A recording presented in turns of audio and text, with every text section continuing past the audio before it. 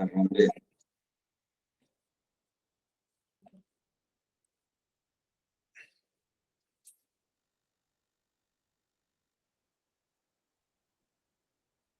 यहाँ तक हो गया था। तो अब हम डिस्कस करने वाले हैं प्रोसीजर फॉर हाइपोथेसिस टेस्टिंग। जब हाइपोथेसिस टेस्टिंग की बात कर रहे हैं तो we should know what is the procedure. तो first thing is making a formal statement like writing hypothesis, null hypothesis and alternate hypothesis। ये हम बात करते आ रहे हैं, तो बहुत ही जो चीजें हम ऑलरेडी डिस्कस कर चुके हैं उसके बारे में हम बात नहीं करेंगे। We are totally like focused on ये हमें जो हमने नहीं किया है उस पर हम हमारा ज्यादा फोकस रहेगा उन कॉन्सेप्ट्स को, जिससे हम उसको ज्यादा बेहतर तरीके से समझ सके। ठीक है, तो अब मेकिंग ए फॉर्मल स्टेटमेंट ये क्या है कि the step consist in making formal statement of null hypothesis and also the alternative hypothesis is तो अब इसमें क्या क्या स्टेप्स होते हैं। This means that hypothesis should be clearly stated considering the nature of the research problem. So हमारा जो research problem है उस कॉन्टेक्स्ट में हम क्लियरली विदाउट एम्बिग्युइटी हमें हाइपोथेसिस लिखनी होती है। ये बात हम पहले भी कर चुके हैं, है ना। एग्जाम्पल क्या है? For example mister Mohan of the civil engineering department wants to test the load bearing capacity of old bridge which must be more than 10 tons. In that case he can state his hypothesis as under null hypothesis like h0 tons mu is equal to 10। तो अब क्या है कि एक ये engineering का एक example है, लेते हैं कि भाई एक ब्रिज है, पुराना ब्रिज है, उसको हमें चेक करना है कि उसकी जो लोड बेयरिंग कैपेसिटी है, यानी वो कितना वजन उठा सकता है, झेल सकता है ना, वो कम से कम 10 टन की होनी चाहिए, मोर देन 10 टन होनी चाहिए। ठीक, तो इस केस में हाइपोथेसिस क्या होगी कि एच नल हाइपोथेसिस रेशियो क्या इसका is two tons mu equal to 10 आपका मिनिमम होना चाहिए। अल्टरनेट हाइपोथेसिस क्या होगी? एच इज मतलब is two means ratio tons mu equal to greater than 10, या तो इक्वल टू या ग्रेटर देन 10 होना चाहिए। अगर ग्रेटर देन 10 है इसका मतलब लोड की बेयरिंग कैपेसिटी ठीक है। अब हमें मान के नल हाइपोथेसिस ये मान के चल रही है कि भाई ये इसका जो वो है या तो इससे कम है बेयरिंग कैपेसिटी या इसके इक्वल है। और अल्टरनेट हाइपोथेसिस में क्या हमें चाहिए? हमारा रिजल्ट अगर है तो करना है, तो अगर वो लोड उठा सकता है तो इसका मतलब है 10 टन से ज्यादा होना चाहिए इसका लोड बेयरिंग कैपेसिटी। तो take another example, the average score in an aptitude test administered in the national level is 80। तो एवरेज स्कोर मतलब जो मान लिया 1000 लोगों पे किया हमने नेशनल लेवल के ऊपर, तो एप्टीट्यूड का टेस्ट, तो उसमें एवरेज स्कोर क्या होगा? जो मीन हम निकालते हैं, है ना। तो average score is 80। To elevate states education system the average score of 100 of the state's students selected as random basis was 75, है ना। तो to elevate states education system को अगर बेटर बनाना है, the average score of 100 of the states students selected on random basis was 75। भाई national level पे किया तो हमारा ये रहा, और जब हमने जानना चाहा कि हमारे स्टेट्स का कैसा है, किस तरह का है, जिसमें से हमने हमारा एवरेज स्कोर 100 होना चाहिए लेकिन हमारा आया कितना? 75। The state student selected on the random basis वो 75 आया। तो state wants to know if there is a significant difference between the local score of and the national score. तो ये लोकल स्कोर, सॉरी ये लोकल स्कोर है, ये national score है, यानी पूरे नेशन का किया गया तो 80 आया, स्टेट लेवल पे किया गया तो आया 75। तो अब हमारी जो प्रॉब्लम है वो ये है, ये जानना क्या कि ये डिफरेंस जो है वो सिग्निफिकेंट है या नहीं है। The state wants to know there is a significant difference between the local score and the national score. क्या 80, भाई हमारे लिए तो ये है कि भाई 80 एंड 75 का जो डिफरेंस है, यानी 5 पॉइंट का जो डिफरेंस है, ये एक सिग्निफिकेंट डिफरेंस है। ये हमारी जो वेरिएबिलिटी है, जो हमने बात की थी कि इतना नॉर्मली वेरी करता है स्कोर, तो ये जानना है हमें। अगर नॉर्मली वेरी करता है इतना, तो फिर ये एवरेज स्कोर ये भी है। लेकिन अगर नहीं करता है, क्या ये सिग्निफिकेंट है या नहीं है, 75 इज द सिग्निफिकेंट स्कोर और नॉट, यानी सिग्निफिकेंट इन ए सेंस कि इतना स्कोर कम स्कोर माना जाएगा या नहीं माना जाएगा, या ज्यादा एवरेज माना जाएगा। तो so in such a situation hypothesis में be stated that null hypothesis, यानी क्या है 80 था यहाँ पे, तो हमने ये कह दिया कि भाई स्टेट लेवल के बच्चों का जो भी किया जाएगा स्कोर वो 80 आएगा, इक्वल टू 80 आएगा। नल हाइपोथेसिस हो गई ना, कोई डिफरेंस नहीं आएगा, दोनों एक जैसे हैं, जैसे हमने वो इंजीनियरिंग वाले उसमें किया था। उसी अल्टरनेट हाइपोथेसिस क्या कहेगी कि भाई न्यू इज नॉट 80, यानी एच ए अल्टरनेट हाइपोथेसिस ये कह रही है ये जो है इनका जो रेशियो है या इनका जो डिफरेंस है वो एक बराबर नहीं होगा, या तो कम होगा या तो ज्यादा होगा। आई बात समझ में? जी जी जी जी। कुमार जी आपको आ रहा है, कोई दिक्कत तो नहीं आ रही है? क्वेश्चन आप पूछ सकते हैं कभी भी, कोई दिक्कत नहीं है। कुमार गौरव,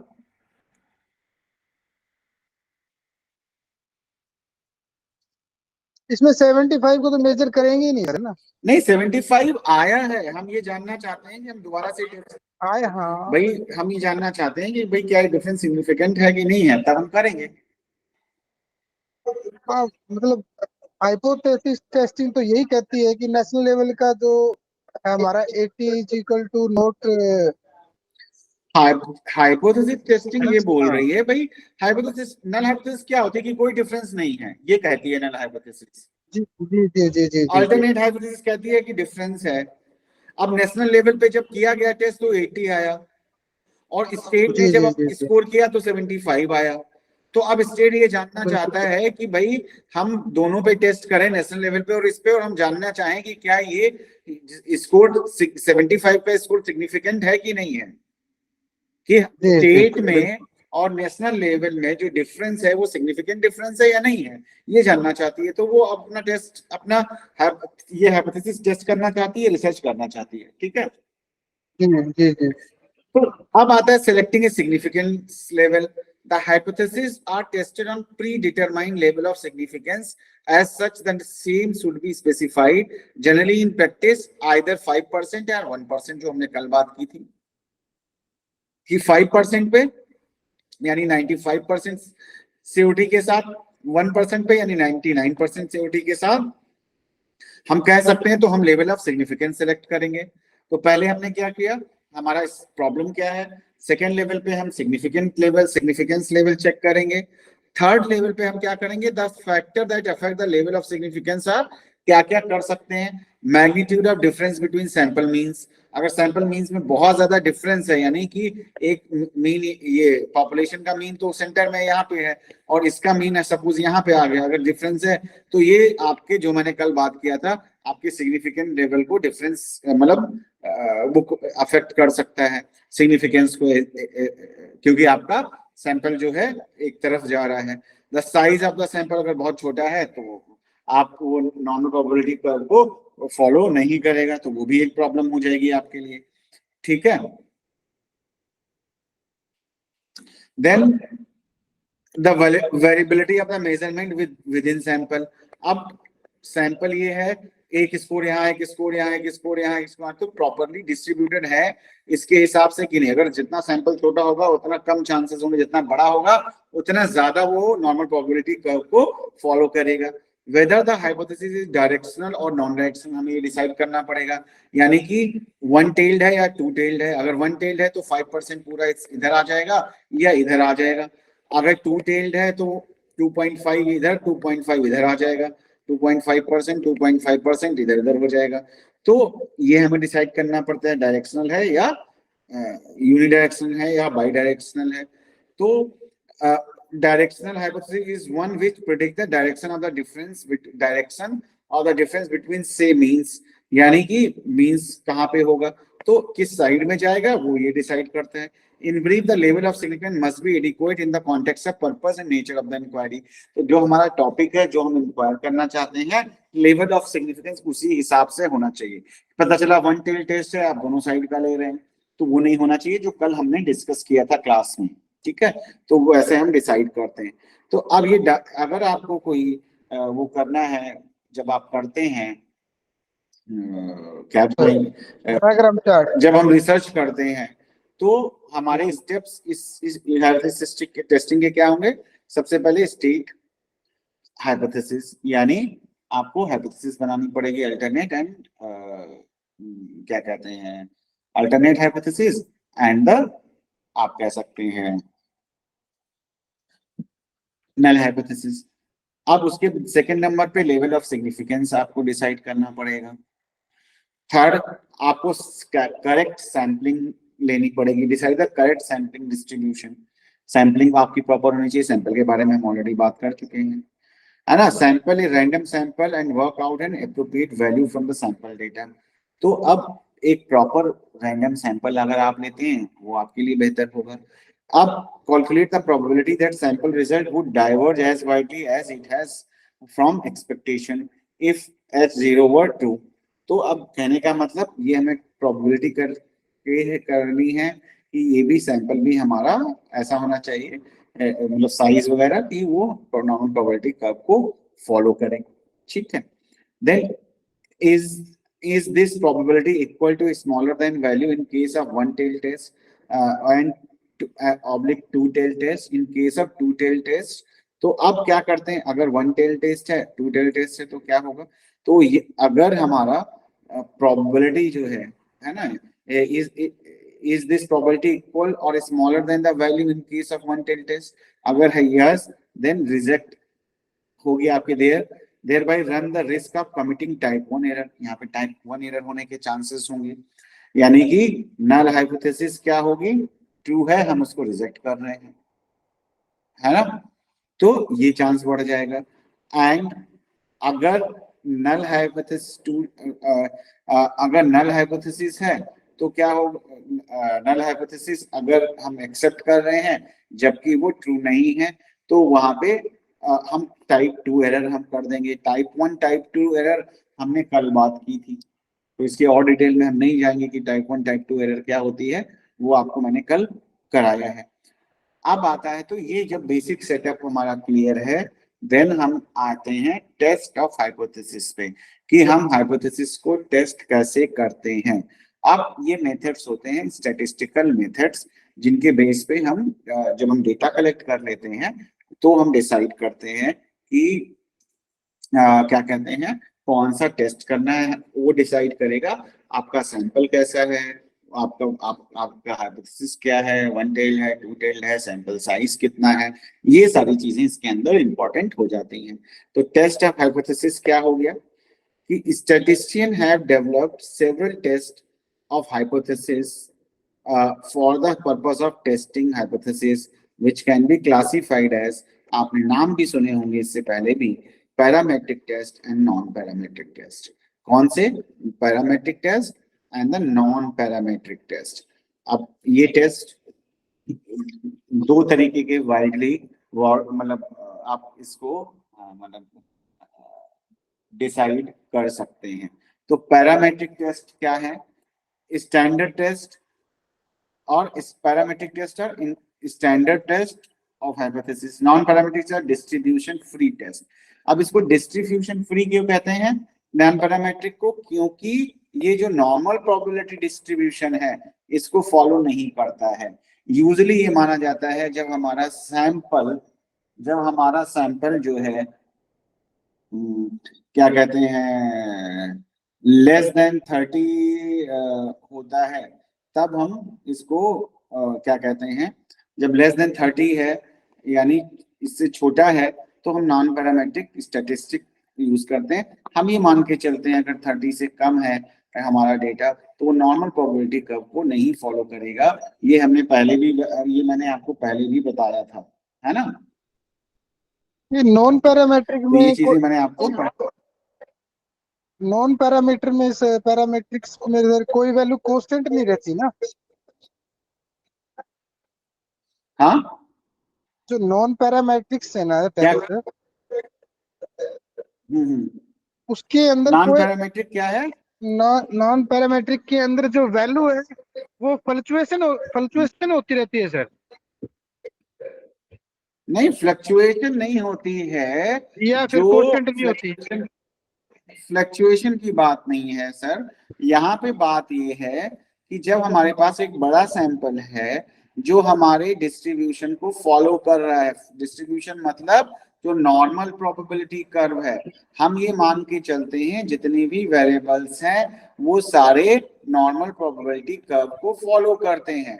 आप पॉपुलेशन हमारी फॉलो करती है, पॉपुलेशन हमारी इस तरह से डिस्ट्रीब्यूटेड है। सपोज अगर हम आईक्यू लें तो ज्यादातर लोग एवरेज आईक्यू के लोग होंगे जो इस बीच में रहेंगे, यानी 99% या 95% लोग, 95 टू 99% लोग यहाँ के बीच, इस बीच में रहते हैं, पड़े आते हैं। तो उसी के बेस पे जब हम सैंपल लेते हैं तो हम ये मान के चलते हैं कि सैंपल भी हमारा इसको फॉलो करेगा। ठीक है, तो इसको हमारा सैंपल भी फॉलो करेगा। इसका मतलब यह है कि हमने इसका अगर आपने स्टैट्स की बुक देखी है, इस पॉपुलेशन के बेस पे हमने कुछ स्कोर्स निकाल रखे हैं कि भाई इसका कितना होगा, जिससे हम कंपेयर करते हैं। अगर आप बात करें तो अगर हमारा सैंपल बड़ा है, रैंडमली सिलेक्टेड है, तो हम ये मान के चलते हैं कि वो नॉर्मल प्रोबेबिलिटी कर्व को फॉलो करेगा। जब हम ये मान के चलते हैं कि फॉलो करेगा, वहां पे हम पैरामेट्रिक स्टैटिस्टिक्स यूज करते हैं। नॉन पैरामेट्रिक स्टैटिस्टिक्स हम वहां पे यूज करते हैं जहां पे हमारा सैंपल हमें लगता है कि वो नॉर्मल प्रोबेबिलिटी कर्व को फॉलो नहीं कर रहा है। ठीक है, तो हम उस वहां पे नहीं यूज करते हैं, यानी कि सैंपल छोटा है, यूजुअली हम 30 के सैंपल को मानते हैं कि वहां पे हम पैरामेट्रिक टेस्ट यूज कर सकते हैं, बिलो दैट हम नहीं मानते हैं। जी जी ठीक है, जी जी। तो अब नॉन पैरामेट्रिक टेस्ट जो है, नॉन पैरामेट्रिक टेस्ट वो टेस्ट होते हैं जो डिस्ट्रीब्यूशन फ्री बोलते हैं जिनको हम, क्योंकि हम ये मान के चलते हैं वो इसको फॉलो नहीं करते, वो दे आर फ्री, वो किधर भी जा सकते हैं। That is why we call it distribution free test of hypothesis. तो पैरामेट्रिक और नॉन पैरामेट्रिक में ये डिफरेंस होता है। जी जी तो parametric test usually assume certain properties, ये मान के चलते हैं certain properties of the parent population from which we draw samples. तो हम मान के चलते हैं जिस पॉपुलेशन से हमने लिया है वो नॉर्मली डिस्ट्रीब्यूटेड है। तो assumption like observation come from a normal population. Normal population का मतलब क्या हुआ, जो नॉर्मली डिस्ट्रीब्यूटेड है। सैंपल साइज इज लार्ज, आपको मैंने अभी बताया, है ना। Assumption about the population parameters like mean, variance etcetera, हम मान के चलते हैं कि तीनों चीजें मीन वेरिएंस सब फिक्स है, मीन बिल्कुल बीच में होगा, that kind of thing must hold good before parametric test can be used.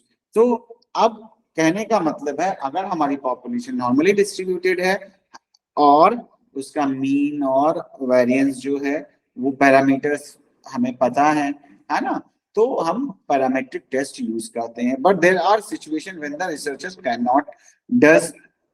Not और does not want to make such assumption. और अगर ऐसी सिचुएशन नहीं है या हम नहीं करना चाहते हैं या रिसर्चर नहीं फॉलो करना चाहता है वो, तो उसके लिए हमारा नॉन पैरामेट्रिक टेस्ट होते हैं।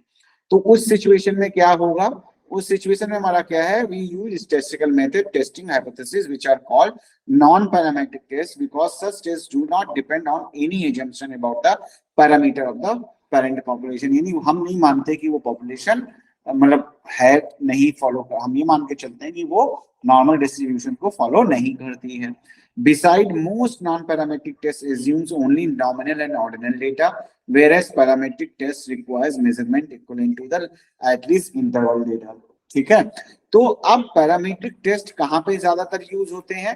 हमने बात की थी स्केल मेजर्स लाइक स्केल्स की बात की थी, तो उसमें जो नॉमिनल डेटा है, नॉमिनल एंड ऑर्डिनल, वहां पे पैरामीट्रिक नहीं यूज होता है, नॉन पैरामीट्रिक यूज होगा, क्योंकि नंबर्स नहीं आते हैं, डिस्ट्रीब्यूशन प्रॉपर्ली नहीं हुआ, तो वहां पे हम नॉमिनल यूज करते हैं। और जहां पे अगर वहां पे हम non parametric, parametric usually interval, जो इंटरवल है, और, क्या कहते हैं, nominal, ordinal, interval and ratio I think था। तो उन बाकी के में हम वहां पे हम पैरामीट्रिक टेस्ट यूज कर सकते हैं, है ना। As a result, non-parametrics need more observation than parametric tests to achieve the same size of type 1 and type 2 error. तो नॉन पैरामेट्रिक टेस्ट में हमें क्या करना होता है? Needs more observation than parametric test to achieve the same size of type 1 and type 2 error. तो इसमें हमें ज्यादा, क्योंकि वहां पे तो पैरामीटर्स हमें कुछ पता है, उसके बेस पे हम डिसीजन लेते हैं, लेकिन यहाँ पे थोड़ा सा हमें ज्यादा प्रिसाइसली करना होता है। तो इंपॉर्टेंट पैरामीट्रिक टेस्ट क्या है, ये आएंगे आगे, इनको डिटेल में तो अभी मैं नहीं कर रहा हूँ, नेक्स्ट यूनिट्स में है, तो जो टेस्ट होंगे आपके सिलेबस में वो मैं कराऊंगा इसमें से, ठीक है। तो the important parametric test are, कौन कौन से हैं? जेड टेस्ट, टी टेस्ट, ठीक है, chi square test and F test. All these tests are based on assumption of normality. The source of data is considered to be normal, क्योंकि ये क्या है? पैरामेट्रिक टेस्ट हैं।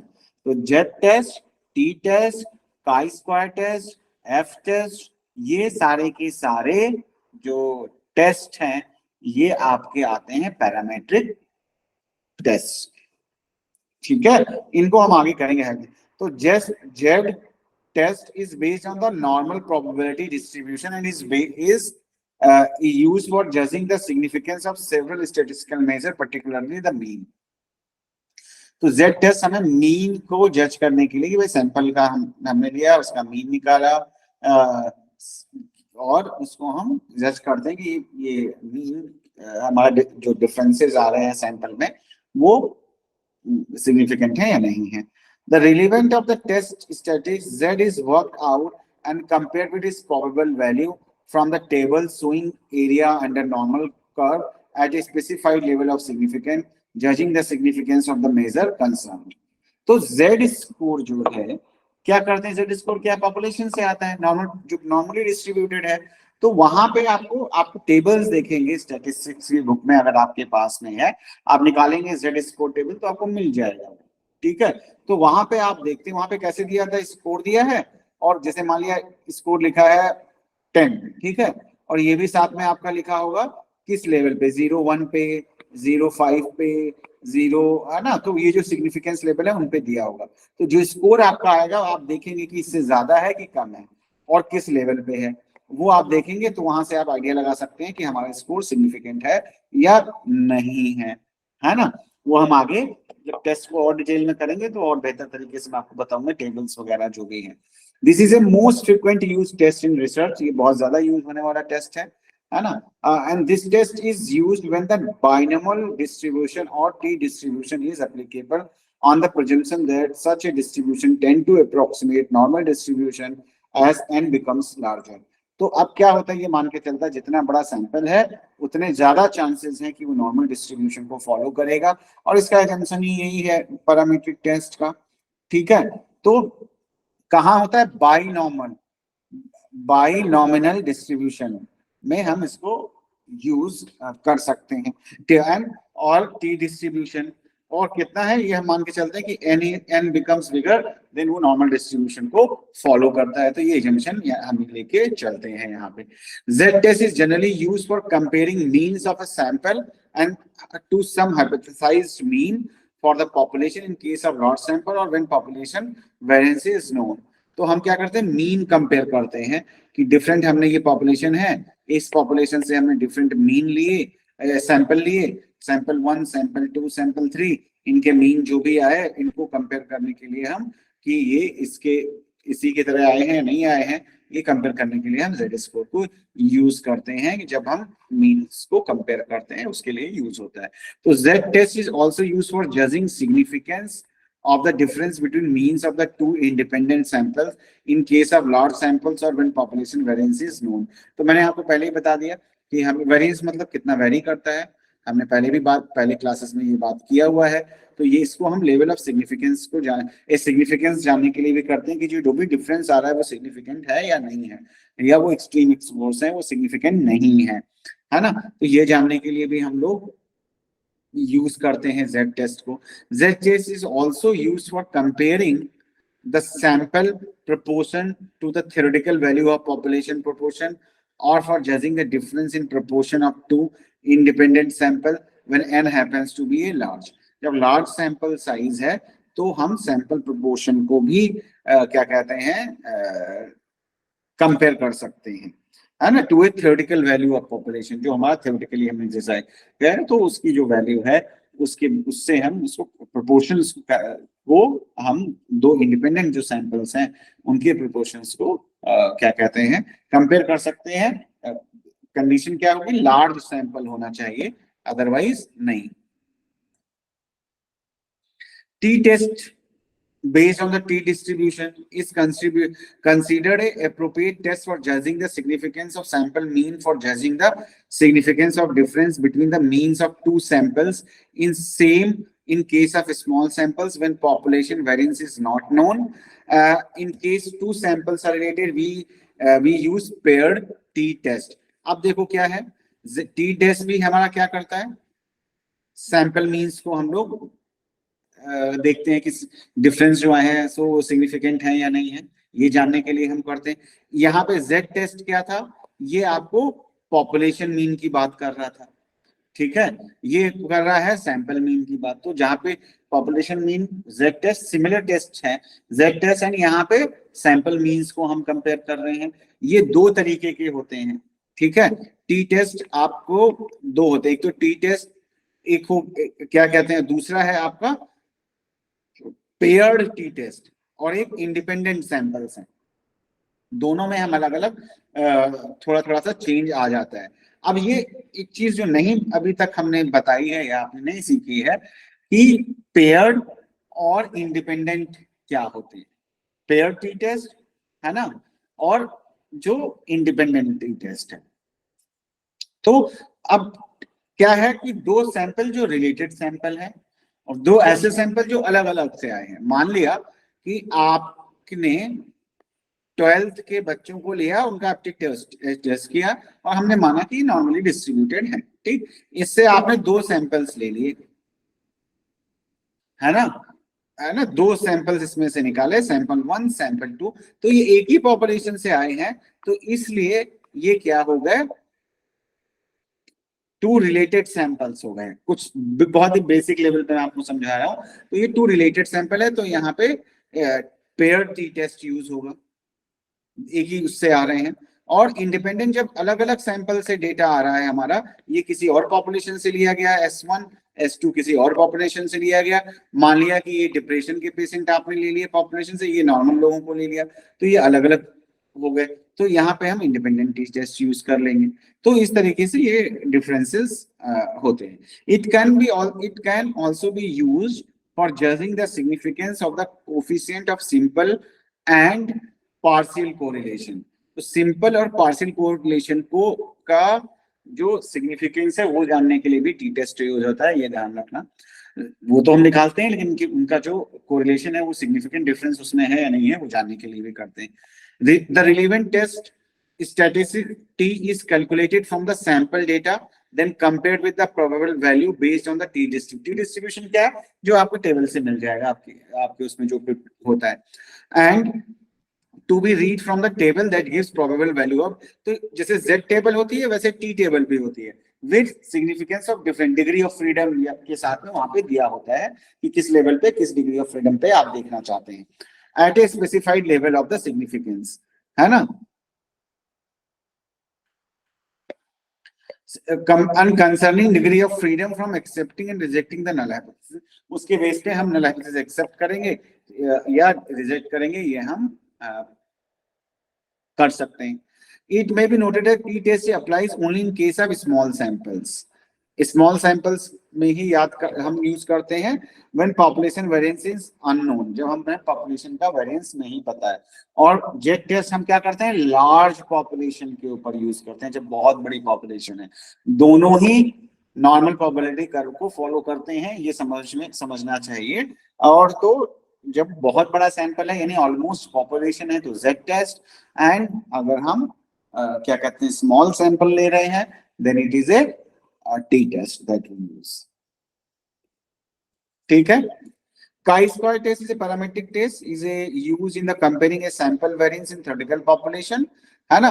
and then f-test is used again, इसमें हम लोग क्या कर रहे हैं, parametric test is used for comparing a sample variance, यानी कि सैंपल का जो वेरिएंस का मतलब आप समझ गए कितना वेरी कर रहा है, and to a theoretical population variance, जो थ्योरेटिकल हमारे पास पॉपुलेशन है उनके बीच में कितना वेरिएंस आ रहा है। F test is used to compare the variance of the two independent sample. किसका, टू इंडिपेंडेंट सैंपल। अब आपको पता है what is two independent sample, यानी इंडिपेंडेंट सैंपल्स क्या होता है, मैंने आपको बताया। The test is also used in the context of analysis of variance, यानी एफ टेस्ट को हम एनोवा भी बोलते हैं। तो ये context of analysis of variance for judging the significance of more than two sample means at one and the same time। F test में आपका क्या होगा कि आप ये कह सकते हो कि मतलब एक में क्या होता है कि टू मीन्स है, अगर मोर देन टू मीन्स है तो एनालिसिस ऑफ वेरिएंस हम यूज करते हैं judging the significance of more than two sample means, अगर दो से ज्यादा है देन आपका यूज होता है ANOVA. It is also used for judging the significance of multiple correlation coefficient। तो multiple correlation जो होता है, यानी कि कोरिलेशन जैसे मैंने आपको बताया था कि v वेरिएबल 1 वेरिएबल 2 के बीच में क्या रिलेशनशिप है, अगर सपोज वेरिएबल 1 वेरिएबल 2 वेरिएबल 3 भी है तो इसको हम बोलते हैं मल्टीपल कोरिलेशन। जब हम निकालते हैं तो उसका सिग्निफिकेंस देखने के लिए भी हम ये यूज करते हैं। ठीक है। एफ टेस्ट की अगर हम बात करें, टेस्ट स्ट्रेटजी से F is calculated and compared with its probable value, है ना, फॉर एक्सेप्टिंग और rejecting the null hypothesis.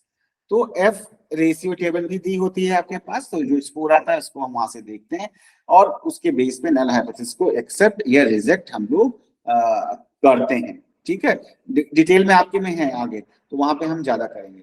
The chi-square test is an important test among the several tests of significance developed by statistician, and chi-square symbolically written is, जैसे ये मैंने बोला ही पहले आप देखें, chi-square pronounced as chi-square is a statistical measure used in the context of sampling analysis for comparing variance to the theoretical variance। तो comparing variance यानी to theoretical variance, theoretical variance means जो हमने assume कर रखा है, expect कर रखा है कि इतना वेरिएंस होगा, जो और जो सैंपल पे हमारा आया है उससे हम उसको कंपेयर करने के लिए यूज करते हैं कि भाई कितना वेरी कर सकता है, कितना वेरिएंस है। एक हमारा एजम्पशन है, एक हमारे टेस्ट पे आया है, दोनों को हम कंपेयर करते हैं। As a non parametric test it can be used to determine the categorical data. Categorical data shows dependency on two classification और इंडिपेंडेंट। तो अब इसको chi-square को आप पैरामेट्रिक टेस्ट की तरह भी यूज कर सकते हैं, नॉन पैरामेट्रिक की तरह भी यूज कर सकते हैं। जब हमारे पास कैटेगोरिकल डेटा होता है, कैटेगोरिकल डेटा मैंने आपको बताया कैटेगरीज, जहां पे हम सिर्फ नाम दे देते हैं, नॉमिनल, है ना। क्या कैटेगोरिकल देगा कि मेल है फीमेल है, यानी 10 मेल है 10 फीमेल है, तो ये कैटेगरी हो गई ना, या सोशियो इकोनॉमिक स्टेटस।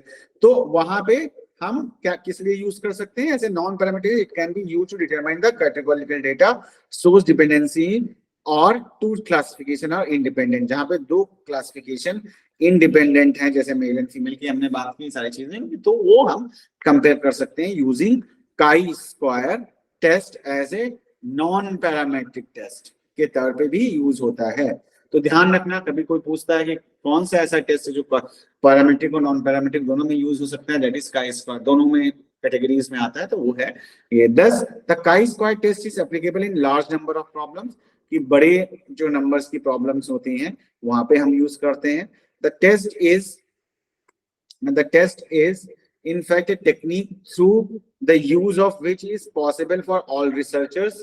तो अब the test is in fact techniques through the use of which is possible for all researchers. तो क्या क्या कर सकते हैं टेस्ट टेक्निक? इन टेस्ट अगर हमें पता है तो क्या हम देखते हैं goodness of fit test, the goodness of fit, ये कितना बेहतर तरीके से हमारा रिजल्ट आ रहा है. टेस्ट द सिग्निफिकेंस, एसोसिएशन की दो चीजों के बीच में क्या सिग्निफिकेंट है जो रिजल्ट आ रहा है या नहीं, या दोनों के बीच का एसोसिएशन जो है जैसे कोरिलेशन होता है क्या सिग्निफिकेंट है कि नहीं है, वो जानने के लिए. Test of homogeneity and significance of population variance, क्या वेरी कर रहा है पॉपुलेशन से या नहीं कर रहा है ना, ये जानने के लिए. क्योंकि जब हमें मीन पता होगा सारी चीजें तो वहां पे हम इसको करें. और काई स्क्वायर को हम इसको गुडनेस ऑफ फिट टेस्ट भी बोलते हैं कि कितना बेहतर तरीके से डेटा हमारा आ रहा है. The chi-square test intended to test how likely is that observed distribution is due to chance. मतलब ये बताता है हमारा कि भाई जो हमने ऑब्जर्व किया यानी जो हमारे पास डेटा आया है क्या वो पॉपुलेशन की तरह ही आया है या दोनों उसमें डिफरेंस है, और वो डिफरेंस क्या बाई चांस है या वो सिग्निफिकेंट डिफरेंस है, ये जानने के लिए हम यूज करते हैं. It is also called a goodness of fit, मतलब कितना बेहतर तरीके से फिट हो रहा है हमारी पॉपुलेशन के साथ में, कहने का मतलब ये है. तो goodness of fit test statistics because it measure how well observed distribution of data fits with the distribution that expect if the variables are independent. तो कितना बेहतर तरीके से फिट हो रहा है हमारा डेटा, तो इस वजह से इसको हम गुडनेस ऑफ फिट टेस्ट भी बोलते हैं काई स्क्वायर को. A chi-square test is designed to analyze categorical data. Categorical data क्या होता है मैंने आपको बता दिया. That means that data has been counted and divided into categories. Categories मतलब ये फर्स्ट आ गया, ये सेकंड वाला है जिसके 0 to 100 मार्क्स हैं, उसका 10 मार्क्स हैं, वो फर्स्ट आ गया. जिसके 0 to 8 है वो सेकंड आ गया. तो ये कैटेगरीज बनाई हैं हमने, है ना, या male female socioeconomic status etcetera. It will not work with parametric and continuous data. Height and कोई कंटिन्यूअस डेटा के साथ में उतना बेहतर तरीके से काम नहीं करता है. ठीक है. For example if you want to test whether attending class influences how student perform on exam using test score 0 to 100 as data could not be appropriate for chi-square test. तो वहां पे chi-square test ज्यादा बेहतर तरीके से नहीं आएगा. However, arranging क्या कहते हैं student into pass fail will work, यानी कैटेगरीज में डिवाइड कर देंगे तो ज्यादा बेहतर तरीके से काम कर सकता है. तो additionally the data in A chi square grid. Chi square कैसे करते हैं, ऐसे ग्रिड बना लेते हैं अगर आपने कभी किया है तो यहाँ पे ऑब्जर्व फ्रीक्वेंसीज आ जाती हैं, यहाँ पे एक्सपेक्टेड आ जाती है, और यहाँ पे जो भी जैसे दिया हुआ है पास और फेल, तो कितने लोग पास हैं कितने लोग फेल हैं, ऑब्जर्व कितना किया, एक्सपेक्टेड कितना है, वो सारी चीजें हम यहाँ पे लिख देते हैं, फिर हम करते हैं. Thus by dividing class of 54 into groups according to whether they attend class, whether they pass the exam, you might construct a data set like this. अब यहाँ पे शायद दिया होगा कहीं पे, देखते हैं अगर दिया है तो. आई थिंक नहीं दिया है ना, तो इतना ही. तो अब इसमें आपको जैसे मैंने बताया कि आपने ये बना लिया आपने, तो अब जो लोग क्लास अटेंड कर रहे हैं यानी अटेंडिंग, ये हो गया नॉन अटेंडिंग, ये हो गया पास, ये हो गया फेल. ठीक है.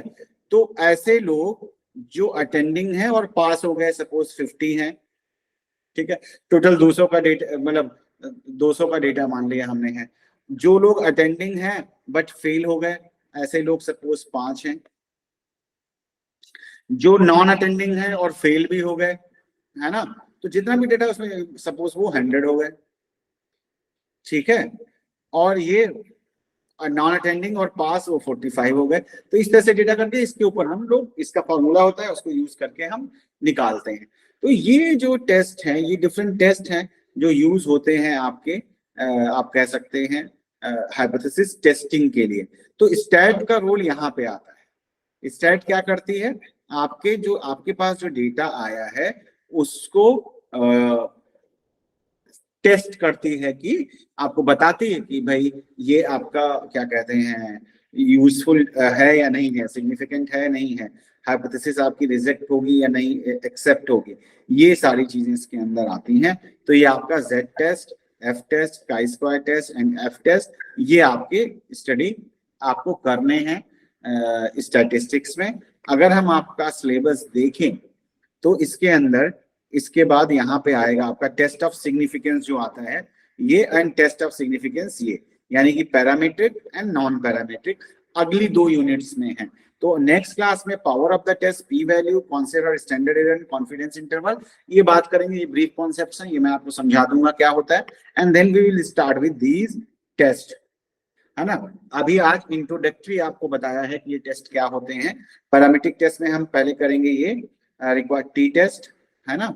क्या क्या करने वाले हैं, T test, Z test, F test, post hoc test क्या होते हैं, one way two way analysis of variance, ANOVA जो मैंने अभी बात की थी आपसे बताया, of covariance, repeated measure analysis of variance, है ना, simple linear correlation and regression. इसके बाद में भी इंट्रोडक्टरी हमने बात कर रखी है पहले जब कोरिलेशन की बात कर रहे थे इंट्रोडक्टरी लेवल पे। And then non parametric test में क्या आ जाएगा आपका, एजम्पशंस क्या होते हैं इसके, कि डिस्ट्रीब्यूशन फ्री होता है जैसे मैंने बताया, वन सैंपल टेस्ट, है ना, McNemar test, sign test, two sample test, Mann Whitney U test, Wilcoxon rank sum test, K sample test यानी कि जिसको हम Kruskal Wallis test, and Friedman test and chi square test, ये हम non parametric में करेंगे। तो ये हमारा स्टैटिक्स का इतना हिस्सा अभी रह गया है, ये हमारा इसमें थोड़ा सा टाइम लगेगा, 1 वीक में कोशिश करेंगे हम कि एक हमारा खत्म हो जाए, है ना, और यानी 5-6 क्लासेस में एक खत्म होगा। देन उसके बाद हम डिजाइन्स पे आएंगे, experimental epidemiological studies, multivariate analysis, sample size estimation कैसे करते हैं, वो इन सारी चीजों पे आएंगे। तो ये बहुत ही इंपॉर्टेंट यूनिट्स हैं दोनों, क्योंकि यहाँ पे बहुत सारे कॉन्सेप्ट्स आपके क्लियर होंगे जो अभी तक क्लियर नहीं है या नहीं हुए हैं। तो इसको आप अटेंड करें, और लोगों को भी बोलें कि वो लोग अटेंड करें। अगर नहीं करेंगे तो फिर अब इसमें मैं तो कुछ नहीं कर सकता, because everyone is adult and they know they can take their own decisions. तो प्रेशराइज करना या कुछ कहने की बात नहीं है। आप आएंगे तो क्लास होगी, नहीं आएंगे तो कोई बात नहीं। ठीक है, एनी क्वेश्चन? जी सर। इसमें सर 4th यूनिट के अंदर पावर वो मैं टेस्ट, करा पी वैल्यू बाद में रहते हैं सर। कराया आज मैंने कहा कि हाइपोथेसिस टेस्टिंग में टेस्ट क्या क्या होते हैं, क्योंकि ये बेसिक्स है अगली यूनिट्स का भी। तो पावर टेस्ट और वो सारी चीजें मैं आपको करा दूंगा, पी वैल्यू, पावर टेस्ट, है ना, सिग्निफिकेंस, वो सारा मैं कराऊंगा, confidence, sorry level of confidence, वो सब मैं आपको करा दूंगा, नेक्स्ट क्लास में कराऊंगा। कल सर?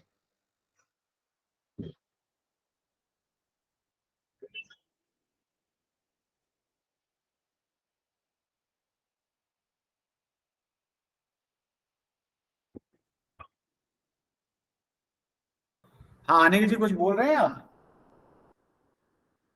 हाँ मैं ही कर रहा हूँ, कल कराओगे सर ये बाकी का? हाँ, कल कल कराएंगे। कराओ।